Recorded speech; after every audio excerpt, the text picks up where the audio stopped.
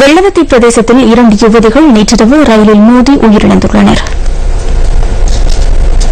நான் வெற்றி பெறும் அனைத்து விடயங்களையும் அனுபவிக்கின்றேன். அத்துடன் நீண்டெழ முடியாதவாறு நான் எப்போதாவது விழலாம்.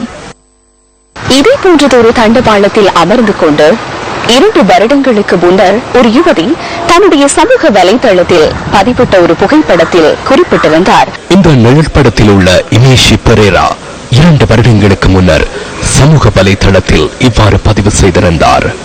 ரயில் மார்க்கத்திலிருந்து இவ்வாறு நிழற்படத்தில் தோன்றியிருந்த இமேஷி நேற்றிரவு தமது நெருங்கிய நண்பி ஒருவருடன் ரயில் மார்க்கத்தில் அனர்த்தத்துக்குள்ளாகி உயிரிழந்தார்.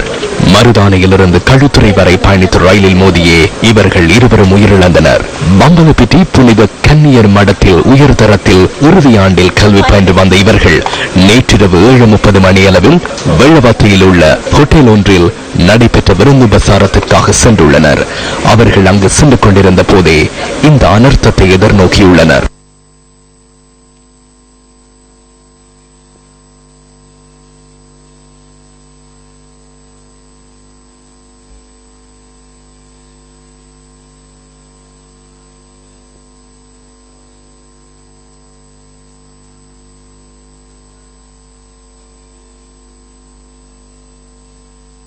சம்பவத்தில் 19 வயதான யசாரா பெரேரா மற்றும் ஷெரான் சில்வா ஆகிய மாணவிகள் உயிரிழந்துள்ளனர்.